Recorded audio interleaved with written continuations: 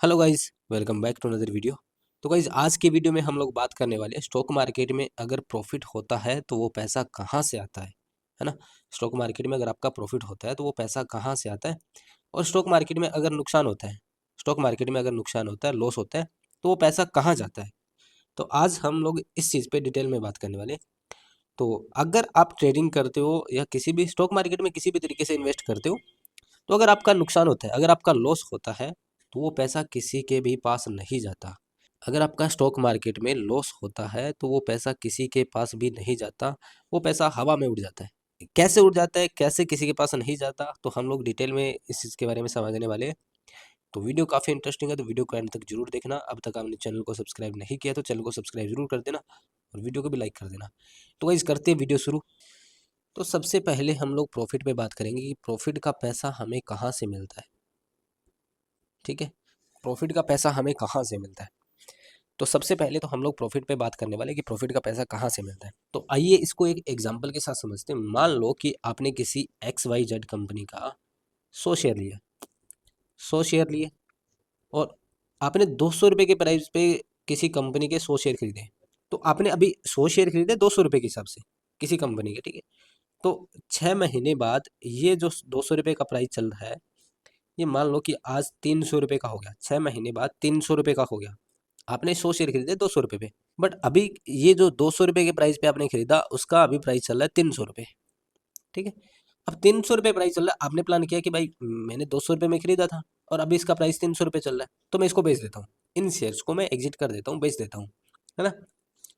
तो अभी सामने मान लो कि मैं खरीदने वाला हूँ ये इस कंपनी के शेयर। अभी जिस प्राइस पे चल रहा है उस प्राइस पे मैं खरीदने के लिए तैयार हूँ, है ना।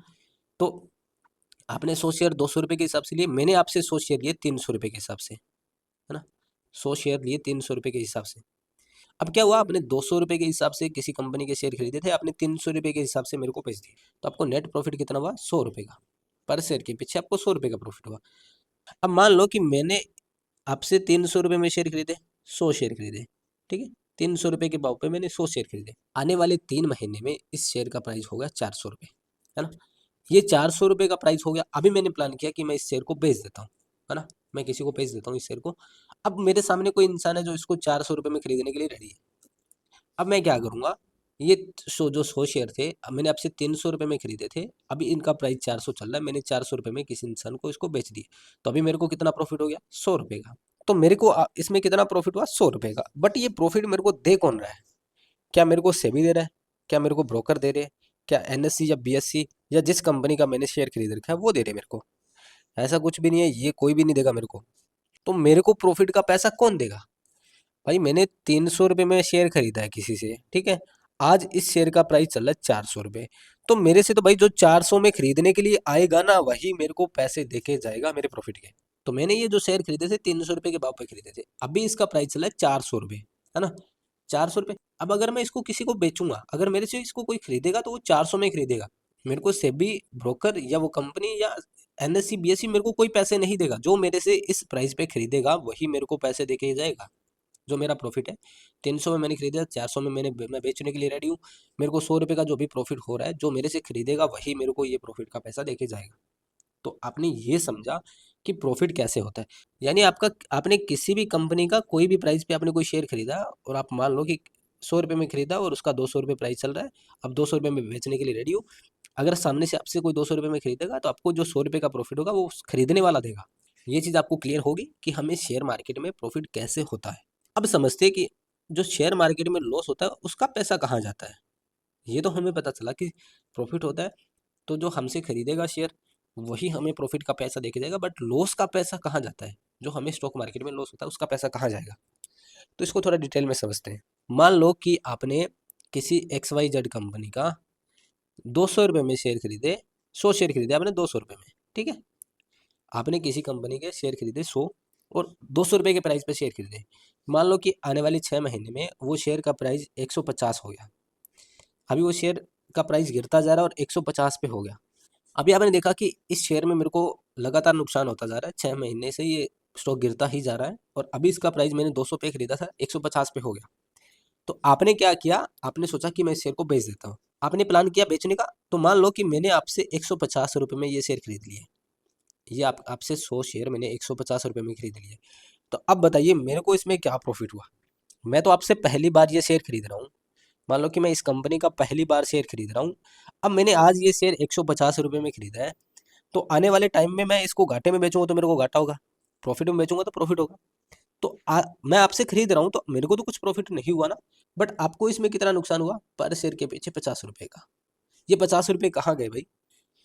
आपने 200 रुपये पे खरीदा, 150 रुपये पे बेचा, 50 रुपये का आपने नुकसान लिया। मैंने आपसे 150 रुपये में खरीद लिया, आपने 200 में खरीदा, मैंने आपसे 150 रुपये में खरीदा। 6 महीने बाद आपको 50 रुपये का पर शेयर के पीछे नुकसान हुआ। बट ये पैसा कहाँ गया? ये पैसा भाई हवा में गया। ये पैसा किसी की जेब में नहीं जाएगा, किसी के पास नहीं जाएगा। क्यों नहीं जाएगा? क्योंकि आपने जो 200 रुपये में खरीदा था वो आप आज 150 रुपये में खरीद रहे हो। जो आपसे खरीदने वाला है उसको कुछ प्रॉफिट नहीं हो रहा इसमें अभी। वो जब बेचेगा तब उसको पता चलेगा कि ये प्रॉफिट में बेच रहा है या नुकसान में बेच रहा है। उसको तो इसका रिजल्ट तब मिलेगा। आज मान लो कि मैंने 150 रुपये में खरीदा है, अगर मैं जाके इसको 200 रुपये में बेचूंगा तो मेरे से तो 200 रुपये में जो खरीदने आएगा वो मेरे को 50 रुपये दे के जाएगा।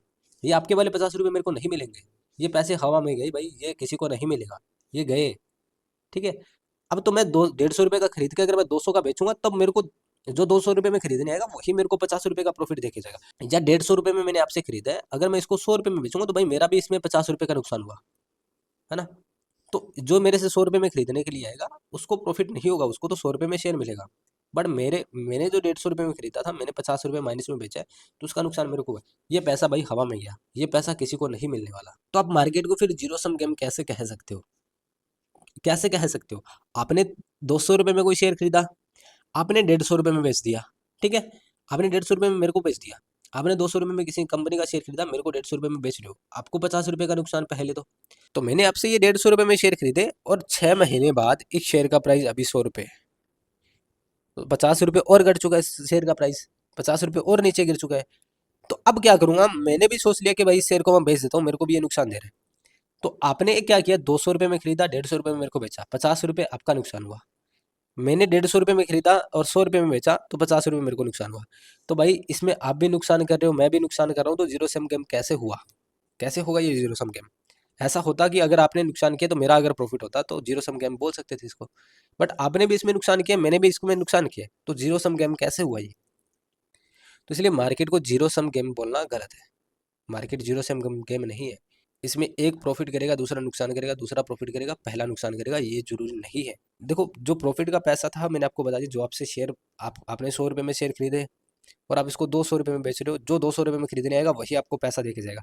कि लॉस का पैसा आपको नहीं मिलेगा, क्योंकि आपने 200 रुपये में शेयर खरीदा है, आप मेरे को 150 रुपये में बेच रहे हो।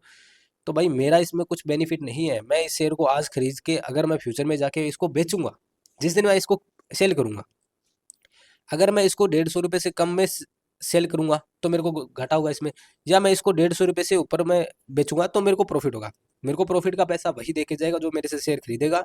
आपका इसमें जो 50 रुपये का नुकसान हुआ भाई, आपका ये नुकसान किसी के पास नहीं जाएगा। तो शेयर मार्केट में हमें प्रॉफिट होता है तो पैसा कहाँ से आता है, लॉस होता है तो पैसा कहाँ से जाता है, हम लोगों ने इस बारे में डिटेल में बात की। अगर आपका फिर भी कुछ डाउट रहता है तो आप मेरे को कमेंट कर देना, मैं आपका रिप्लाई जरूर करूंगा। वीडियो अच्छा लगा हो तो लाइक ज़रूर कर देना, और चैनल पर पहली बार हो तो सब्सक्राइब जरूर कर देना। तो आज की वीडियो में इतना ही, मिलते हैं नई वीडियो के साथ।